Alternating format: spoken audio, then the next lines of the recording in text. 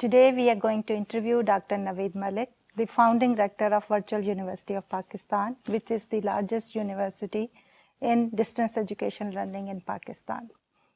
We are glad to have him here today, and I hope we are going to get some valuable input from him, which can become guidelines for the entrepreneurs and the educationists who want to enter into the virtual learning field. So Dr. Naveed, would you be kind enough to give us a brief introduction of yourself and the Virtual University of Pakistan? Well, my own introduction will be very brief. I did my master's in physics from Punjab University, which is, as you know, Punjab's or Pakistan's oldest university. And then I went on to do a doctorate in electrical engineering from MIT, the USA. I spent the first part of my life as a staff member, as a faculty member at Punjab University, and then was invited by the government to look at the project of the Virtual University of Pakistan. This was the year 2000 or thereabouts.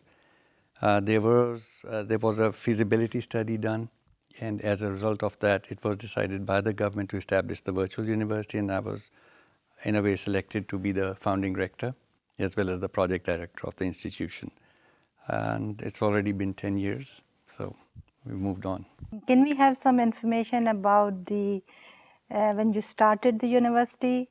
What was the first intake? And then today, as of today, how many students, how many programs, how many graduates do we have? Let me first put the Virtual University initiative into perspective. The major problems that faced Pakistani higher education, and in fact the problems are still valid even as of today. We had about a 3.5% enrollment of the relevant age group into colleges and universities. And it was not just a question of capacity. All the universities were full to the brim, but if you wanted to set up a new university, where would you find the faculty? So there was no capacity in the existing institutions and a severe critical shortage of qualified faculty members. So it was obvious that an organic approach to the problem would not work, which means if we went out to produce new teachers and professors, it takes a decade and a half to get a good professor out of the system. So it was obvious that a technological intervention would have to be made.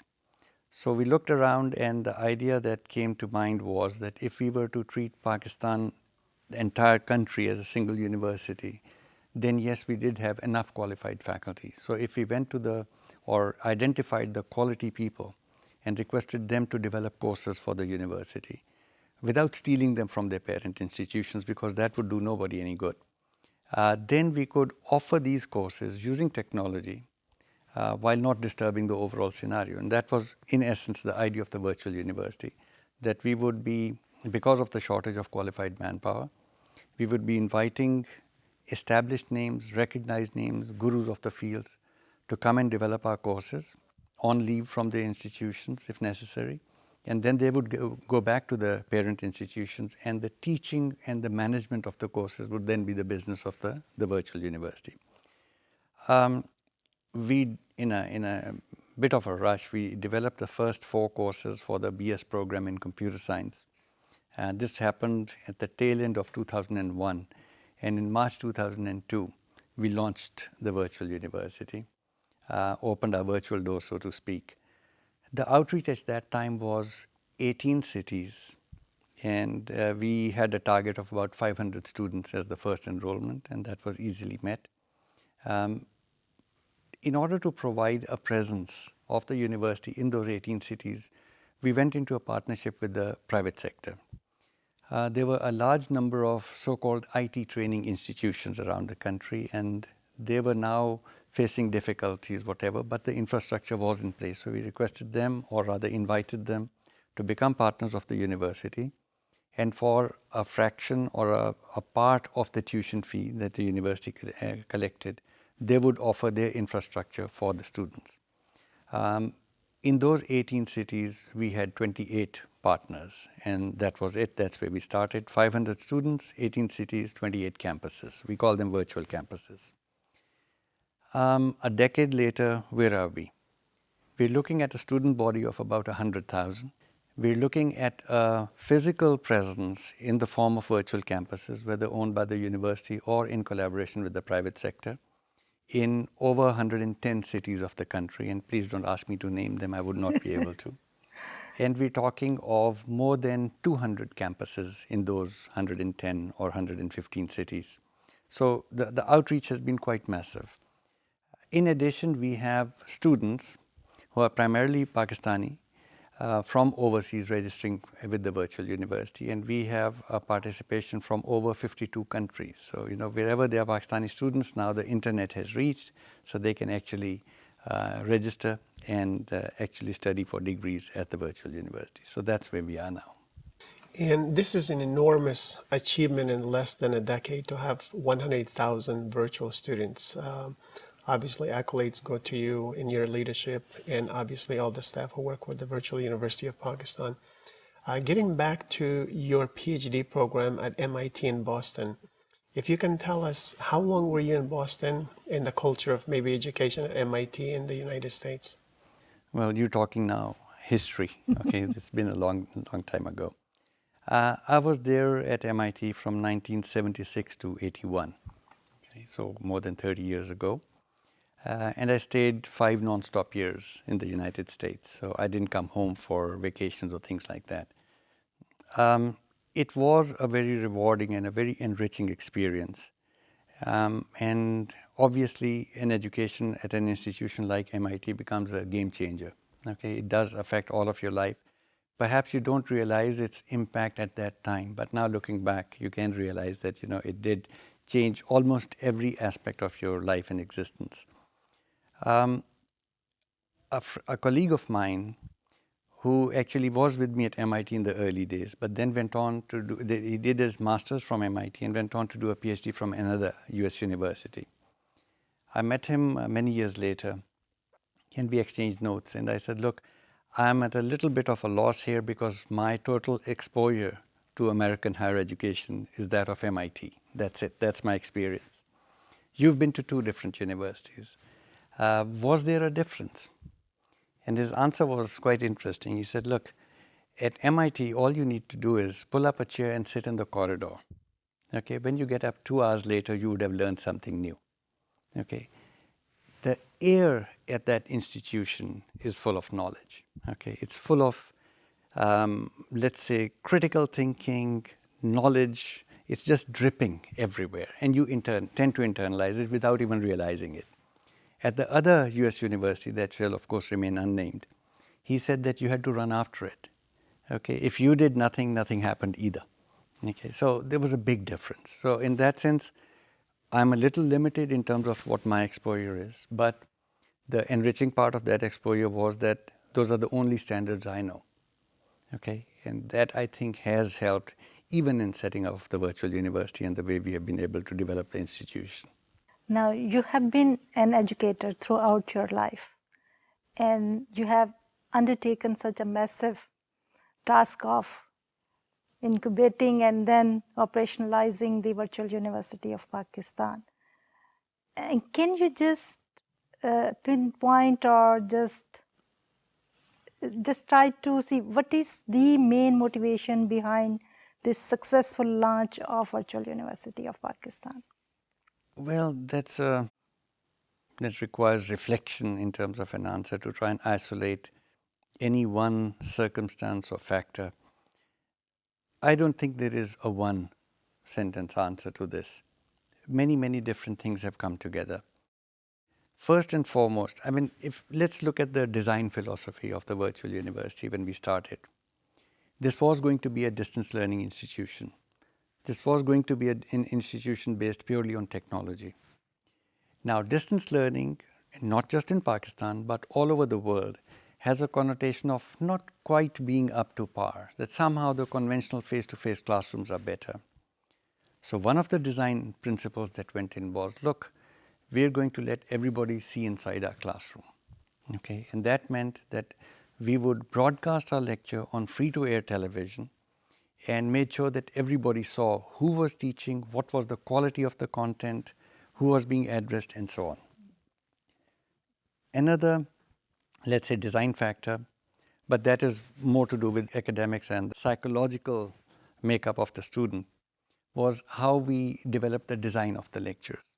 Now we had an option of doing a talking head type of video, okay, just a head and shoulders shot and a person on screen talking. Alternative number 2 was taking a camera into the classroom. So there was a professor teaching some students and there was interaction in doing that. But when we actually started analyzing these approaches, it turned out that if we were to show such a video, the first one would be too boring. A talking head is, puts you to sleep in 5 seconds flat. If you look at the teacher in the classroom or the camera in the classroom approach, the audience, the people who are looking at the video, suddenly become disconnected. And they say there's that professor teaching those students and I'm just an onlooker. So this in a way guided the format of our lectures. So we said it will be a full body shot. Body language is very important in conveying ideas. So it would be included as part of the lecture. The professor would have to address the camera so that the audience, which means our students, they would be addressed directly. Now to give you from history and an example, it works so well that although the students know that they're looking at a recording, they would still send in an email saying, today in class you said XYZ, could you please explain this further? So they were psychologically they were as if they were in class. Okay, so the format really worked. That was one. The second part of overcoming this distance versus conventional institution perspective was the examinations must be transparent. You must make sure that assignments or homework does not form a disproportionate part of the grade, as was happening in distance education in other places. So we put down strict guidelines saying, look, whereas assignments and homework and take-home stuff is an important part of education, it must never amount to more than 15% of the total grade. So 85% of the grade would be done through examinations, semester exams, midterms and finals, and that we would hold the examinations conventionally in proctored, invigilated circumstances, attendance marked, and a physical presence would be necessary. So the teaching would be virtual, but examination would be physical. This combination of factors, number one, immediately overcame the initial, let's say, negative perception of distance education. So people looking at our TV programs or broadcasts would say, I know that gentleman, he or she is so and so, and of course you know that you're also one of the eminent professors who's contributed to this exercise. And so there was an immediate connection between the person on screen and the audience saying, I know that face, I know the professor, I mean, he's very well known or she is very well known. And then they would listen and then it would suddenly dawn on them, and this is good stuff. And we started getting feedback, emails, etc., even from working professionals, from government bureaucrats saying, look, before I go to work, my favorite breakfast show is a virtual university channel and I'm learning economics or something else like that. And this is a fact. I mean, your lectures, which went on, in fact, before 8 a.m. or around 8 a.m. At one point in time, there were government functionaries who were actually learning economics from your lectures.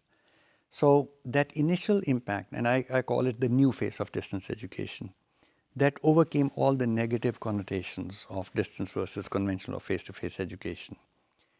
Add to that the fact that the examinations were going to be proctored, okay, so it was above board.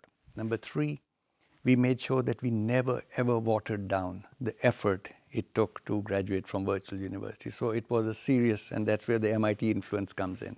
It was a very, very serious educational program. Okay, no easy degrees. Easy to get in. All you needed was a second class in the previous public examination high school. And you could get admission, and theoretically we have an infinite capacity. Okay, we just add virtual campuses, or you can register from home. But to graduate, you must achieve a certain cumulative grade point average. You must perform well, blah, blah, blah. What has happened over the last decade is that I think we're at the turning point. First of all, the enrollment started to grow around 2005. It became exponential. Okay, and I think that was after the first few years, the teething issues of perception, they were over. And people realized, no, this is a good program, a good university, and they started enrolling. And then now we're at a point where we're receiving feedback on success on a day-to-day basis. I mean, the last one I'll just mention to you, just about a week ago, I was just looking at one of the other sites, a government site, and they were claiming that one of their staff members, as a success story, had been admitted to a PhD program in University of Manchester, and that she had also gotten a presidential award, which was like one of 8 awards in the entire university, etc. I said, hang on, this name sounds familiar, and dug it up. And she is a bachelor's and master's graduate of the Virtual University of Pakistan, and has gone on to, she is registered for the University of Manchester's PhD program in the world's top-ranked business school, okay?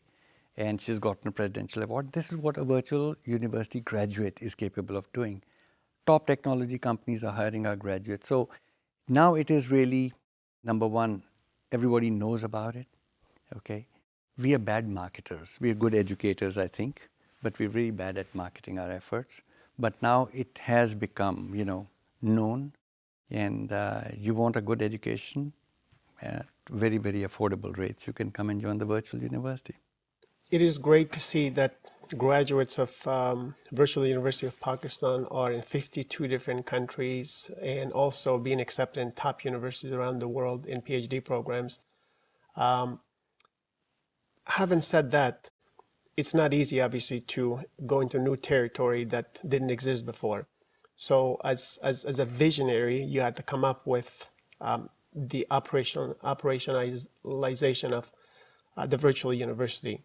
Would you consider yourself to be an entrepreneur or perhaps a social entrepreneur because you've made education available to the masses at affordable prices, obviously, with good quality?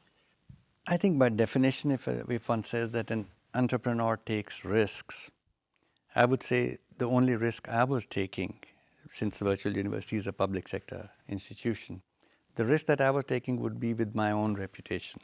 Okay, that would be about it. It wasn't a financial risk that I was personally taking.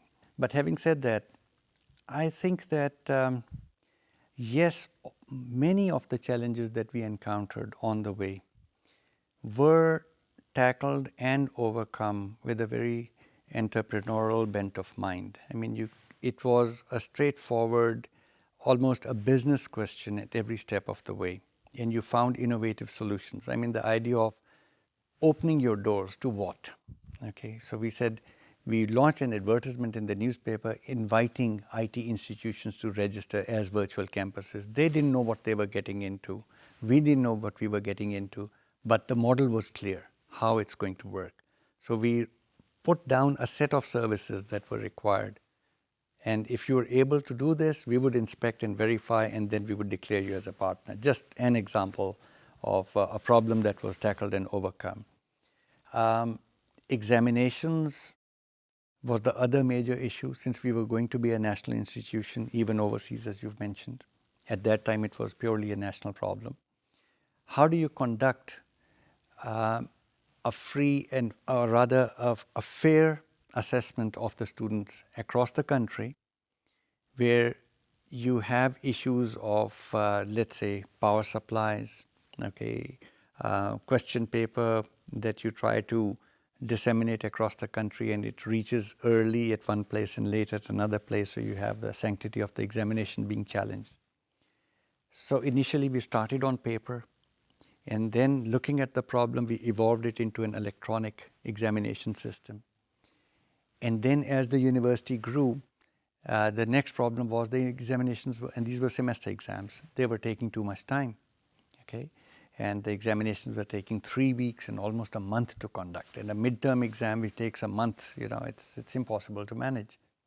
So again, we tackled that problem and reverse engineered it. So a little bit of engineering, a little bit of IT, a little bit of entrepreneurial ideas thrown in, and said, look, if we want to conduct the examination in a time-bound manner with complete sanctity, okay, what do we need to do?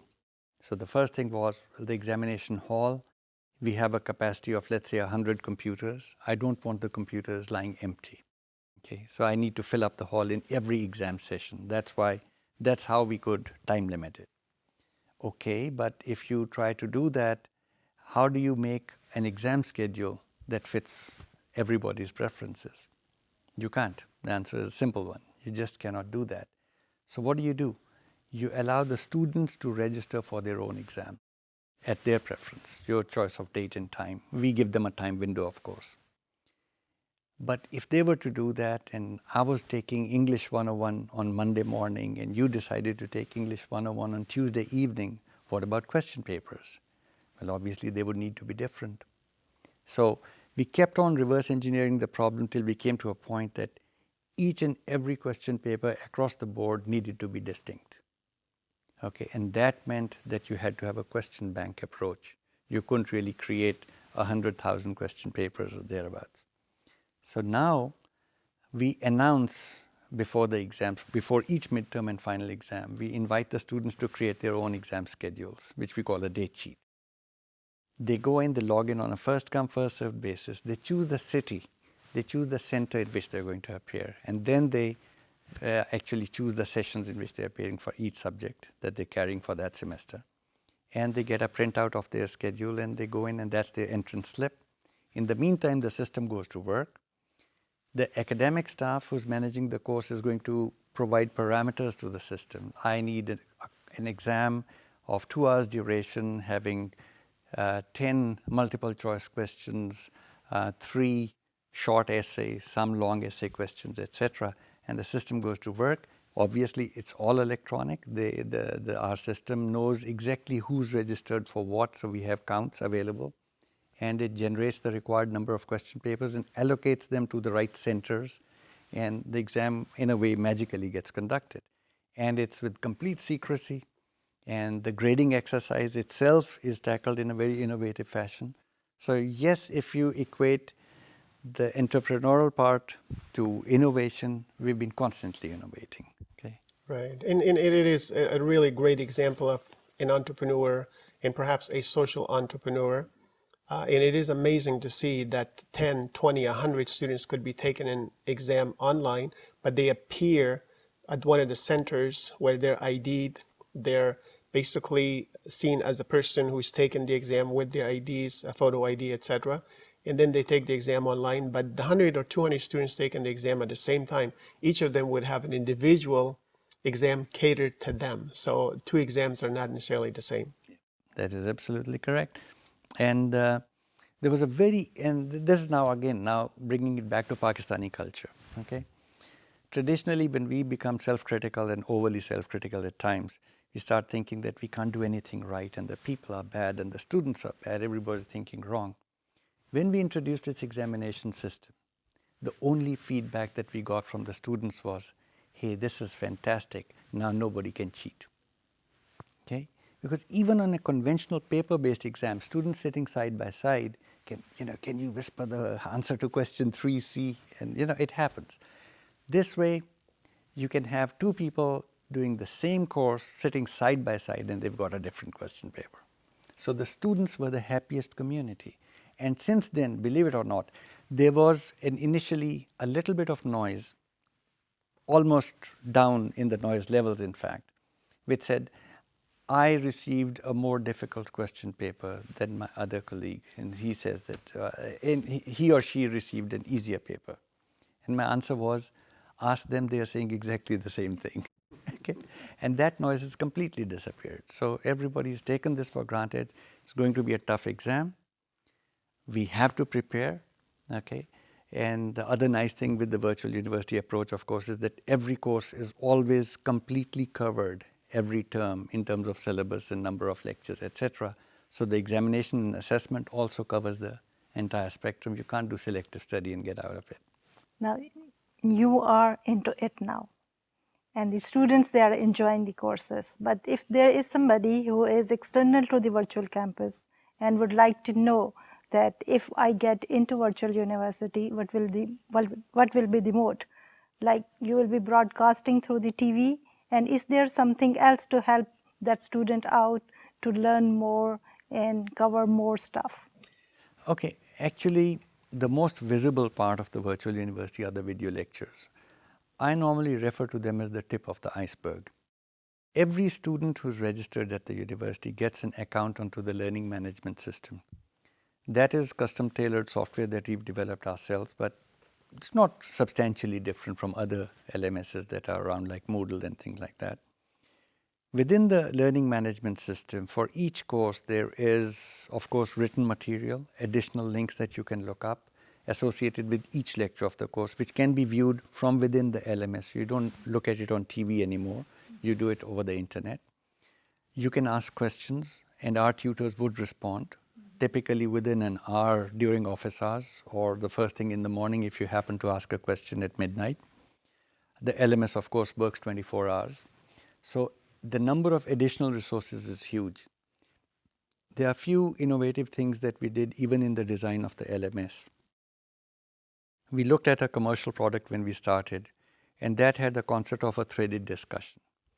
But a threaded discussion or a discussion board is very, very unfair to people who sit behind a slow connection. Yeah, they're the people who get to post the least. They are the people whose response to a question is farthest from the question because a million other interjections have happened. So we redesigned the discussion board so that each question answer pair would stay together. And yet we maintained the aura of a virtual classroom by allowing each student to look at all other questions that were posed in the discussion board relevant to their course. So all registered students could look at it. And the other thing that we did then and now look at it as a very valuable resource, you can go back any number of semesters and look at what was discussed in the last incarnation of the course of the previous time it was offered. So many educational resources are made available through the LMS. Homework, which means assignments as well as quizzes, are offered through this system. So you have to in a way compose your assignment and then upload it, and it is graded by our instructors and annotated and commented on and put back for student review. Okay, and this is 100%. And if you think about it, another subliminal benefit that was accruing all the time, only we became aware of it much later, was we never taught anybody about how to operate a computer. But all BU graduates obviously are completely computer literate. And everybody was composing their documents in either word processing software or using spreadsheets or even programming or whatever else. So they were becoming computer literate automatically by force of circumstance, okay? But we weren't formally teaching them. So it's been interesting. Yeah, perhaps that is the prerequisite to enter into the virtual part partially. Looking at that as a prerequisite, we did develop a full set, in fact, of interactive computer training modules, which obviously require somebody to install them on a multimedia equipped computer for you. But they make zero assumptions. So the instruction is in a local language. The screen is all in English. We are a bilingual nation, as you know. And it literally starts from the thing lying in front of you that looks like this, that is a keyboard.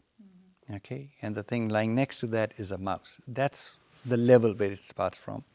Takes you through the basics of a computer, then file handling and folders. Next module takes you into word processing, then spreadsheets, then presentations, internet, and email. So without a tutor, you can actually come up to speed. And this is available freely at no charge. Of course, people may want to get certified for office use purposes, and there they can just register for an exam and the university will certify them. But anybody who wants to become computer literate can simply access our programs and do that. As you know, many universities across the continents, especially in the Western world, would like to transition their traditional programs fully or in some cases partially to the online or virtual world. However, many faculty are resisting the change. Over the last 10 years, based on your experience here with the Virtual University of Pakistan and also your awareness of all the other institutions and what they're doing, what do you think would be the greatest challenge for a dean or a university president who wants to initiate and go into this virtual program on a part-time basis or part of their programs, or obviously make it available fully or a program available fully to their students? When we started developing these courses, one thing was apparent. that you needed to do an enormous amount of homework or preparation before you came into a studio. Okay?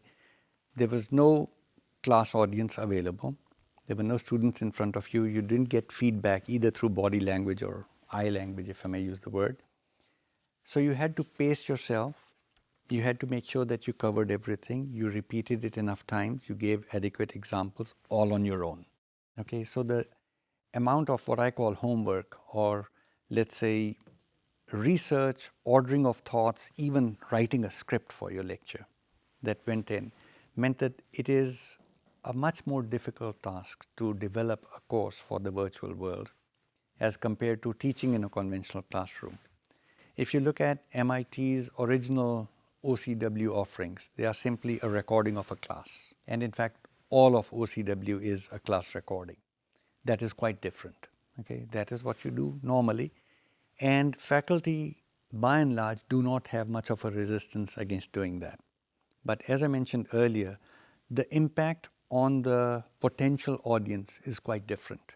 They are simply onlookers. They are disconnected from this process. They can use it as a learning resource, but they don't normally consider that as a formal in-class presence. So if the deans or the leaders of institutions recognize the amount of effort that needs to go in, they would also understand the need to incentivize it. Now, incentives need not always be financial. They could be in terms of, if you develop this course, we'll lessen the burden somewhere else. But let people create quality components. It's a plus and minus deal in the sense some people are naturally hesitant in talking to a camera. But then you have alternatives. We're not saying that our format is the only format in the world. If you look at the Khan Academy model, you see only a board with writing on it and a voice. And the value, of course, is in the voice. So it can be done that way. But nonetheless, the preparation and the effort involved in developing a course needs to be rewarded in some way or the other. The other, well, let's say that if we were to try and motivate a professor to do so, there are two things. There's an institutional perspective and there's a professor's perspective. A colleague of mine at a neighboring university who did one of his courses for us, formal methods in software engineering, he came around one day and asked for a copy of his course. Okay, so we gave him a DVD. It contains 45 hours of his recordings. He went back and he came back to see me the next week and he was visibly excited. He said, you know what I did? This was a master's level course.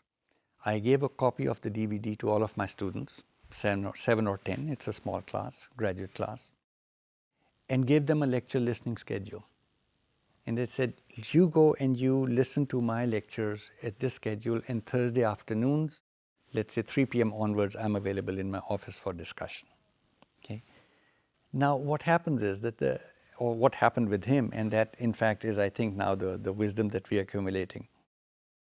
Students can pause the lecture, they can rewind it, they can review it 10 times, they can stop it and go look up some other reference.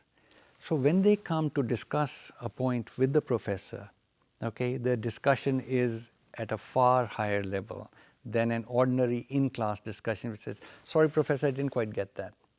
Okay, now we're talking of a different plane.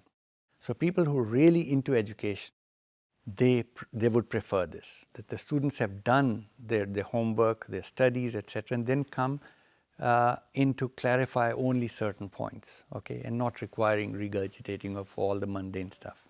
Frees up the professor's time. They never went to class 3 or 4 times a week, having prepared for the class and stood there and deliver basically a monologue. Okay, now they're saying, go look at my course and come talk to me. Okay, it's a whole different approach. Now, that was the professor's perspective. Let's look at the institutional perspective. Another colleague of mine who's an architect, okay, and he's been looking at architectural education. He's the dean of architecture at a neighboring university.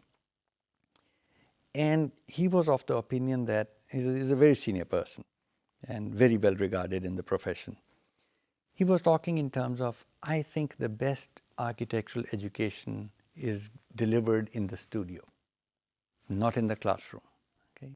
Classroom is where we talk about history of architecture. Okay, we talk about Muslim architecture, Greco-Roman stuff, and things like that. But where the actual, let's say, the mentoring is happening is in the studio. So I would like to virtualize all of the theory courses, okay, and give them their DVDs or resources, electronic resources, and say, go study the course. We'll examine you, we'll assess you, but when you come to campus, you head for the studio and you stay there. 9 to 5, I'm going to be there, other teachers are going to, we're just going to mentor, okay, and we're going to look over your practical work. Now, if you think institutionally, the institutional costs are going to go down, okay, because you're not paying for expensive professors' time being spent in delivering classes, okay. Pay them a pot of gold, but get the course developed, okay. I mean, history of architecture, between the year 2012 and the year 2020, not much is going to change.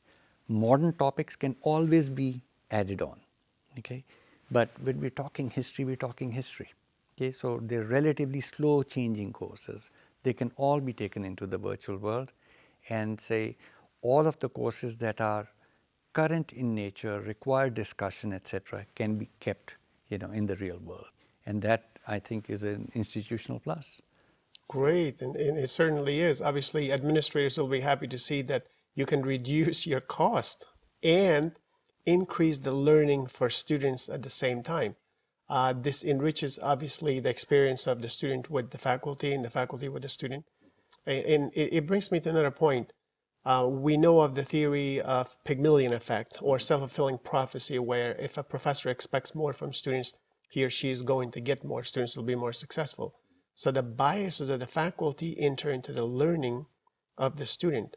In this modality of virtual education, it seems like the biases of the faculty and professor are totally removed from the learning. In other words, the student can learn at his or her pace. The student is not given biased information based on the faculty's maybe stereotypes or biases. Mm-hmm. Any thoughts or experiences that you might have observed or noticed in that regard?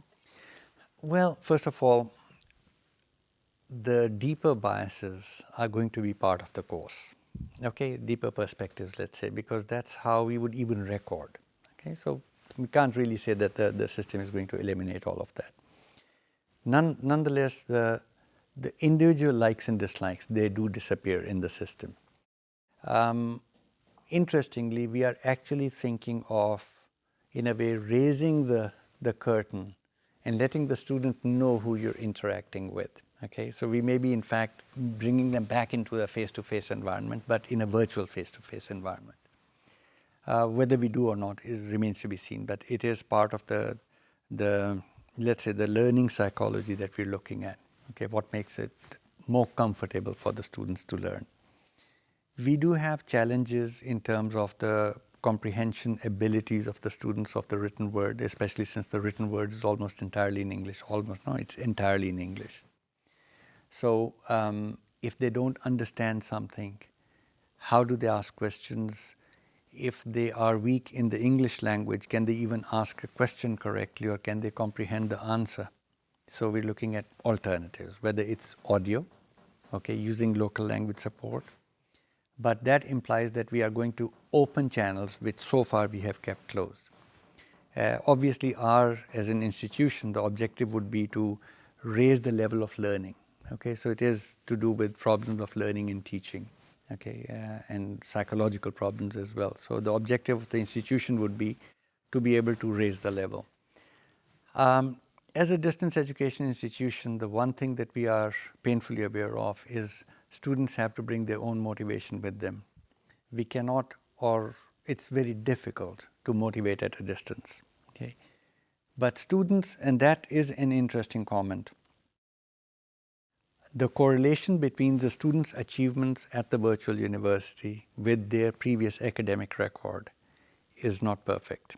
Okay, it is quite clear that a student who was plodding along previously and suddenly got motivated and said, look, I am in charge of my own time, I have to do it myself, and I'm responsible for what I do, suddenly their achievement is a lot higher. And the vice versa is also true. Somebody who was coming in from a spoon-feeding culture, And everything was, well, this is what a question will look like, and so you know how to solve it very quickly. And here is certainly challenged by virtual university content, they tend to decline unless they become serious in their studies, in which case obviously they start flying again. So many lessons have been learned in this process, but we're still internalizing many of those. So this brings me to another question. Normally and generally it is believed that the education, as they said, is simply impossible to replicate the classroom environment in a virtual sense. And the common argument they put forward is, they say, okay, what about the mentoring of the student? What about the psychotherapy of the students? And especially when we are taking the students for the undergraduate level, they are coming out of their high school. Mm-hmm. Or in our case, in case of Pakistan, is the post-secondary education. So that is the time when they need the mentoring as well. So how do we cover that aspect in this distance learning? Or what can be done? Okay, I think this was one of the motivating factors for establishing our network of virtual campuses. We said whereas we don't have a face-to-face environment, we must give them a social gathering point. Mm-hmm. Okay, so the younger full-time students who have just come out of high school and joined the university, they would go to a formal campus. Now they would not find teachers there, mm-hmm. but they do find adult management there. And the adult management is tasked with in a way, shepherding the transition from adolescence into adulthood. Make sure that it goes right. Okay, social groups, interact with their peers. You just look on from a distance, make sure that, values are inculcated. So that is the idea behind virtual campuses. And in fact, when we look at students who study from home, the absolute majority is working professionals. So they're already out of this age bracket. Okay, they don't have transition issues, or they don't require that type of mentoring. Younger students prefer to go to a campus. Now, necessarily, the campus management itself now has a role to play. And we do have good management, we do have mediocre management. And we can do our bit in terms of making sure a campus comes up to its responsibilities. But we also have some really shining examples of what people have done in their campuses. I mean, Sialkot is one of them. He has a large number of students, but for the incoming freshmen, he organizes group sessions, discussion sessions, make sure that they sit together and look at a video lecture. So the environment of a class is created. He hires either virtual university graduates or other seniors who are there to do some additional mentoring as and when needed, at least for the first 1 or 2 semesters. After that, the students are flying. Even though we've discussed this before, but just for the purpose of my colleagues and the audience around the globe who are concerned about cheating and plagiarism, based on your experience with nearly 100,000 students here at the Virtual University of Pakistan, would you say that cheating is more prevalent in online versus traditional, or it cannot really be proven to be so? Well, I would have a biased answer to that. Number one, this is the age of the internet, okay? So anybody and everybody is going to look up material. Now, whether they reproduce it verbatim, which would constitute plagiarism, or they understand it and put it down in their own words, and of course cite where necessary, which would then be legal assignment tender. The one huge advantage that we have is that 100% of all assignments and submissions are electronic. Okay? And what that means is it's so easy for us to find out whether it's been plagiarized. Okay? Take a case of a conventional university where the submission is handwritten. Is somebody going to take the trouble of feeding it into the system and then checking? All a professor would find out in terms of plagiarism would be, I've seen this somewhere before. Okay, and then they can go and look it up. But with us, 100% of the assignments are put through a certain amount of software. Now, so in answer to your question, I would say that the incidence would be about equal in a conventional versus virtual mode. but the detection in the virtual mode is far higher. Okay, so this system is more foolproof, if I may use the word. Now, needless to say, I mean, students think differently. Okay, so they have formed all kinds of tutoring and mentoring groups around on the internet. The only sad thing, that's something that I object strenuously to, are websites which offer assignment solutions. Okay, that is something that as academics we must oppose all the time, because they're doing nobody any service. You pick up your university assignment, you post it there, and somebody sits there and solves it and puts it out again, and everybody, tries to submit the same answer. Of course, at virtual university they don't, because they know they immediately get a 0, or they may even fail the course. Okay, we have a zero tolerance policy on that. So back again, I think the incidence of plagiarism would be equal in all modes of education, but detection in electronic mode is much easier. That's a very good point for all faculty members and administrators to actually see that we have better technology, obviously, virtually to detect plagiarism now. I've taught in 4 different institutions, both traditional classes as well as virtual classes. What would be some top software recommendations that exist in the field now that faculty or administration can use to detect plagiarism? My university, we've used Turnitin.com more commonly. Are there others? There are probably others, but frankly speaking, I do not know of them. We also use Turnitin.com, which has been licensed by the Higher Education Commission. The only problem with software detection, and everybody needs to be aware of that, is the number of false positives that it generates. Okay?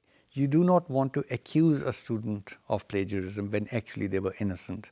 So you can't just take the output of the program and say it says 35% and it's a done deal that the person has cheated.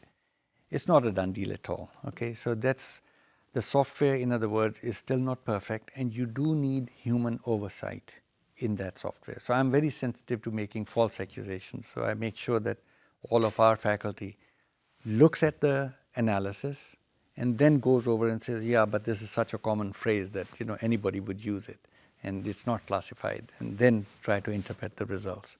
So interpretation has to remain manual. Yeah. This brings me to a very interesting thing. The data, especially in economics, when we make use of the data, and that data is the secondary data, and it is published somewhere in Survey of Pakistan, or one of the report generated by the State Bank of Pakistan, and an assignment is given to all the students. So definitely they are not going to create their own data.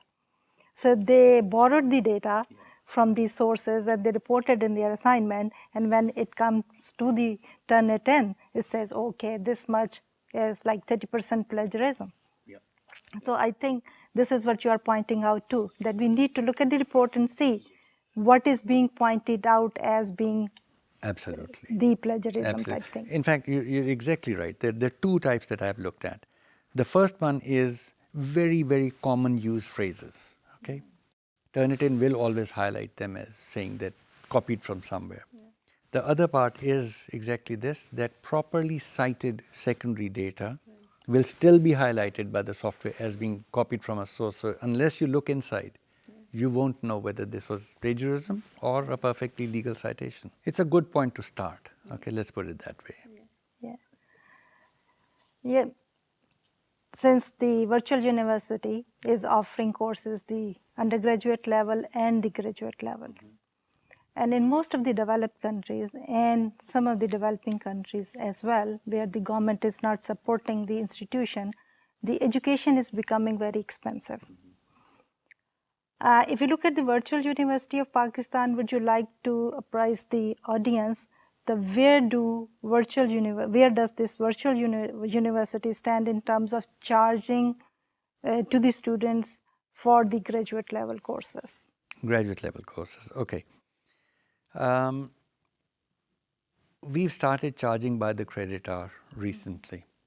And for a graduate level course, our charges are 750 rupees per credit hour, which is $7.5 per credit hour. Okay, so a 3 credit hour course costs 21, 22, whatever turns out, and then multiply by the number of credits. So it's really, really very, very affordable, and this is graduate. The undergraduate programs are, $5 per credit hour. So 500 rupees per credit, 15 lectures, that's what it costs, all support included, including examination, no hidden charges, in other words. So, look, whenever we employ technology or we throw technology at the picture, and especially in distance education, unless you are able to reap the benefits of the economies of scale, okay, it's not worth the exercise. So if I go to sometimes it can be, like if you take a country like Mongolia, it has a sparse population and it has a nomadic population, okay? So the city centers are few and far, and most of the population is out there in the countryside. Now, you can't set up universities everywhere. So distance education may be the way to go, although the number of students would still be very tiny, okay? There you cannot cut costs. But in a populous country like Pakistan, where you don't have capacity in the existing institutions, where the cost of education is very, very high, then this type of education makes sense. The only thing that we do not compromise on is the amount of effort required to qualify at a virtual university course. Okay. In terms of education entrepreneurship, we had a little discussion before. Obviously, entrepreneurs see a vision and then try to bring that into reality. You've done that, obviously. In terms of for-profit universities, there are many of them around the globe nowadays. What are your thoughts in for-profit universities versus obviously universities that are state-owned, government-owned, or basically are not for-profit? Normally it comes down to how quickly you want a return on investment. Okay. Having run the Virtual University of Pakistan for the last decade, I know that we crossed into the black operationally about 3-4 years ago. Okay, that means after the first 6 or 7 years, this university was, running on its own. It did not require any further investment. Which means that even if I was a private sector entrepreneur, I could think in terms of a return on investment, as long as I'm not in any unseemly hurry to get my money back. That is something that the private entrepreneur has to understand. If they are willing to give it enough time, education can be higher education especially, can be a very satisfying and a good investment, and a satisfying investment as well, because you're doing public good. And while being in the public sector, of course, it is more than satisfying because you were able to do that at a fraction of the cost in terms of what it costs the students to do so. However, wherever the private sector has been in undue haste to get its money back, they have most of the times compromised on the quality of the programs, or in terms of churning out graduates who were not properly prepared. In other words, and that gives a bad name to all the other institutions that are working, that are you just another diploma mill? Okay.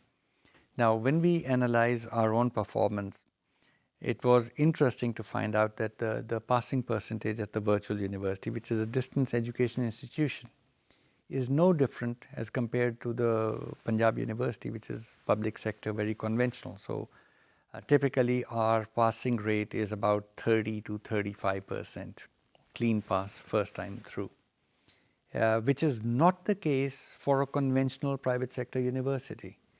A conventional private sector university, I think, would be closer to 100% pass rate. Okay, their interest is in getting the students out of the system. Okay, and we are saying, look, we are not going to compromise on the worth of our degree.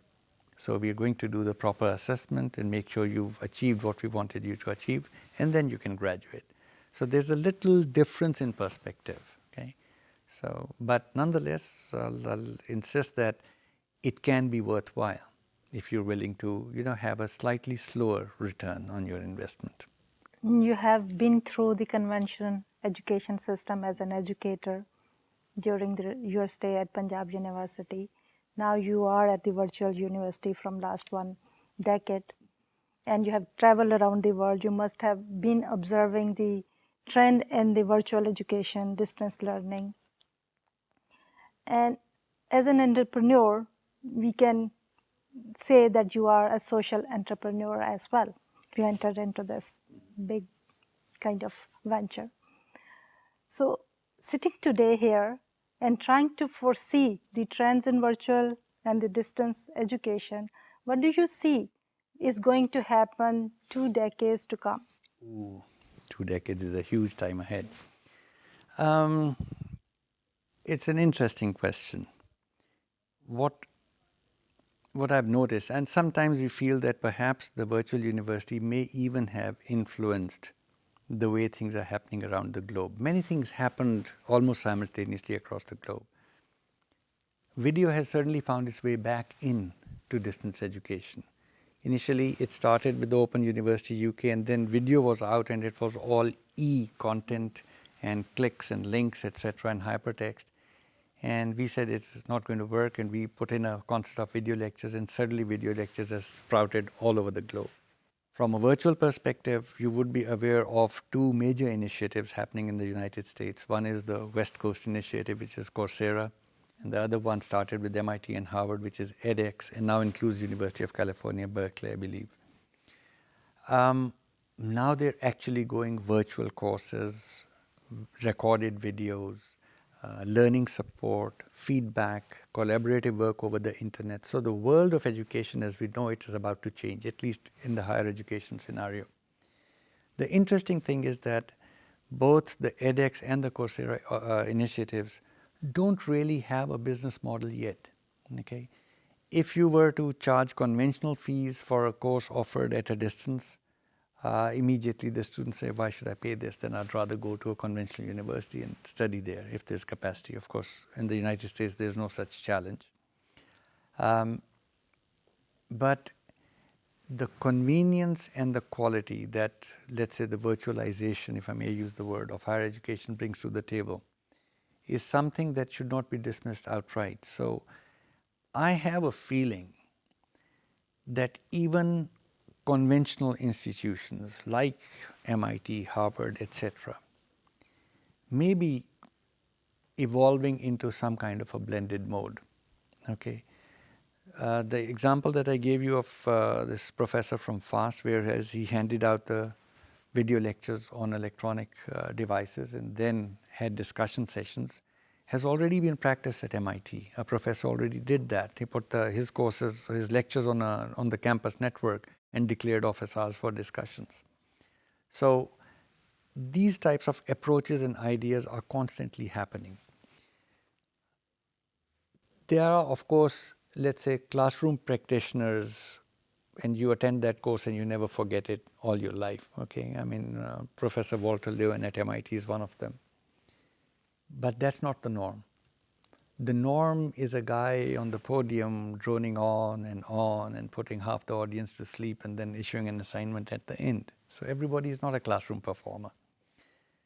But if we are able to understand the process of learning or the acquisition of knowledge and then bring technology into the picture, perhaps the students would be happier off because they get a certain amount of flexibility in their learning approaches.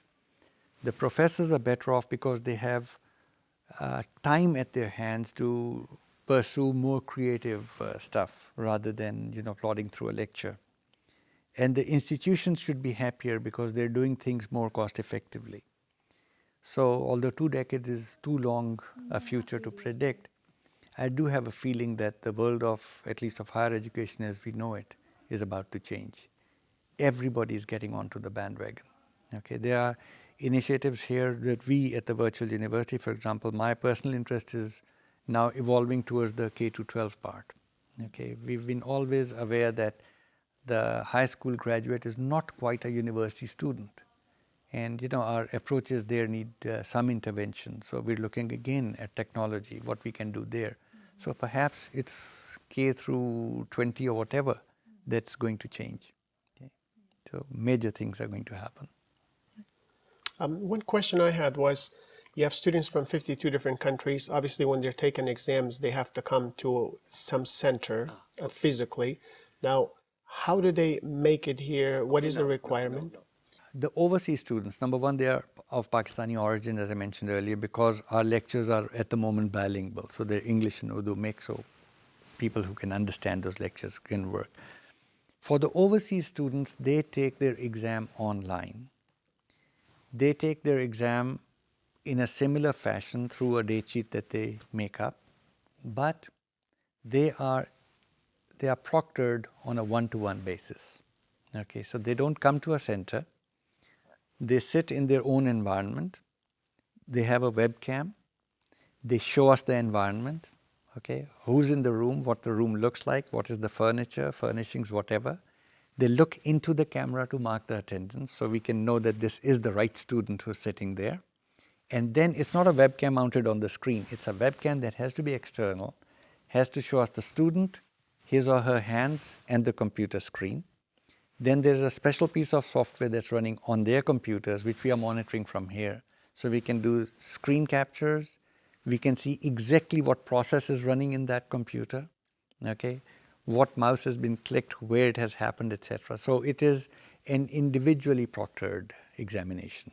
Okay, great. And those who are living in countries like Afghanistan or India who do understand Urdu in English, can they benefit from the virtual university? Absolutely they can, but from a knowledge acquisition perspective, in the sense that in Afghanistan so far does not recognize academic qualifications issued at a distance. Okay, the government doesn't do that. So whereas we get inquiries from Afghanistan, can I register, can I study? And so we always warn them that yes, you can, okay, but the degree that you get, your government will not accept it. So if you have other plans, that's fine, it's accepted outside of Afghanistan. That's one. So Afghanistan is a separate case, but otherwise people who can understand the lectures, they're very welcome to register.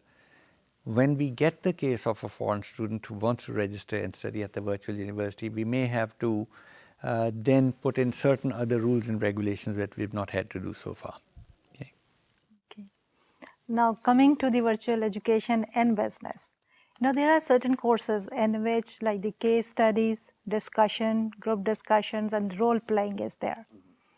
And are we taking care of those things in the virtual University of Pakistan, or we are planning to cater to that need of the business students, and in what way we are going to do that? Okay. I'll answer that in a roundabout manner. In the virtual university, we always think outside the box. Okay, so whenever, number one, so far we have not offered any courses that require a practical component. Okay, so we don't do higher level physics or chemistry or things like that. Wherever a need arises as to about presentations or face-to-face interaction, we do use technology, we do use video conferencing, etc. But when the numbers are huge, then we tend to do things differently. So we circumvent the problem by finding another innovative solution or approach. Okay?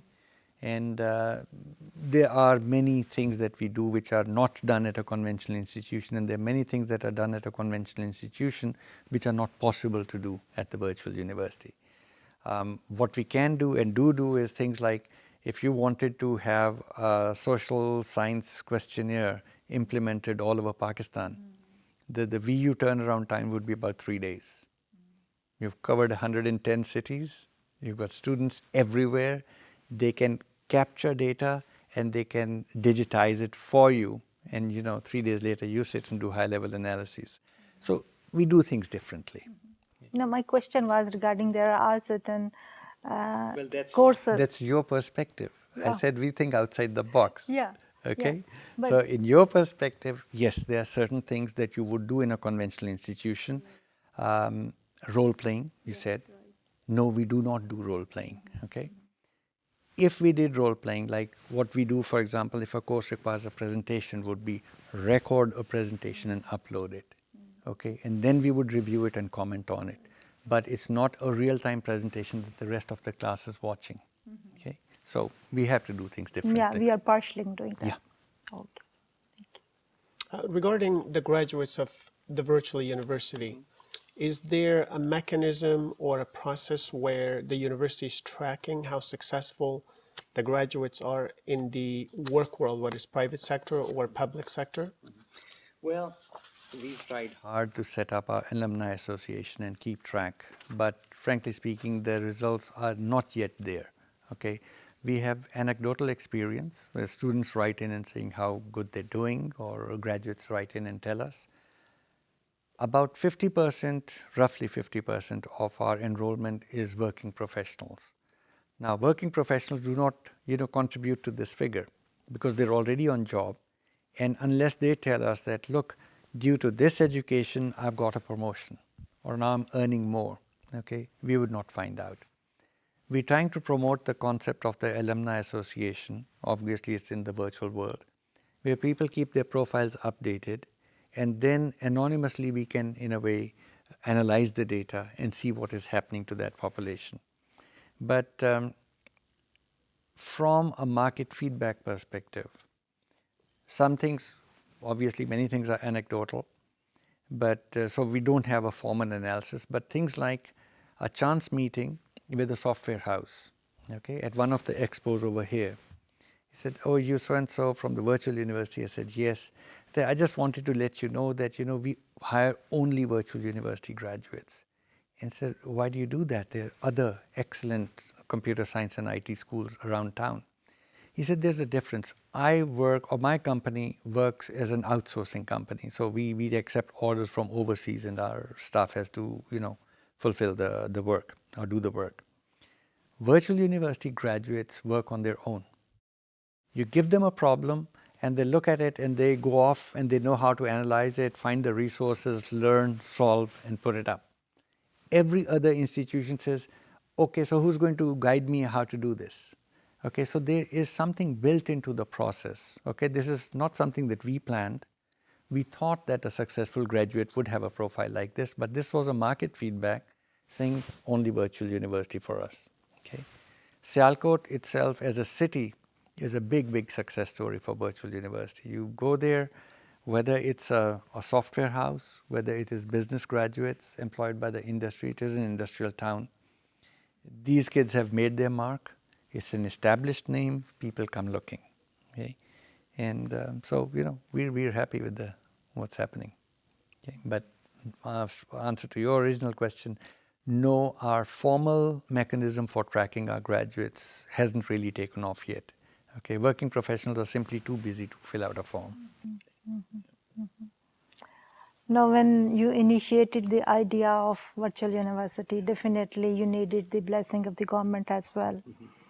And then when you made an application, you floated this idea, what was the reaction to this big, massive type of venture?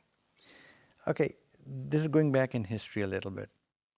The original concept of the virtual university was embedded in the discussions on IT policy that were initiated by Dr. Ataur Rahman, who was at that time the Minister of Science and Technology, and he floated or invited ideas for formulating the policy in the Pakistani diaspora, both within the country and overseas. And somebody somewhere said, you must do a virtual university, and nobody really knew, okay, what it meant. Out of the blue, I received an email saying that the, Minister for Science and Technology is holding a meeting to discuss the concept of virtual university. I got in my car, drove up to Islamabad, and asked a few nasty questions, the hard ones that nobody was really answering. And when I got back, it was like, you asked the questions, why don't you take it up? Okay, it was almost that approach. So it was a design and build as you go. We were very, very lucky. I'm not going to even try to take the credit for the entire exercise, but we had good people, good thinking people on our team, as well as friends outside the team, who were giving us advice that we had to, in a way, weigh and either accept or reject. There was a 2 or 3 day feasibility study done in a rush by a UNDP consultant. I assisted that gentleman over here. And then a full 1 month long feasibility was funded by the United Nations Development Program. that feasibility study that basically was targeted at a virtual IT university, not a virtual university, said that, it gave the green signal, it's a go, and there's a need and there's a demand, articulated demand. And we presented that report to the minister. And this is all pre 9/11. Okay. As you launch, two things happen simultaneously. And then we wrote down a project, piloted it through the various levels of the government. There was considerable opposition at the Central Development Working Party, where all the provinces also come together to debate. And nobody really understood the concept. Okay, that was the basic problem. I had proposed a model in the project proposal. And but luckily there were enough people thinking positively, and they said, we go ahead.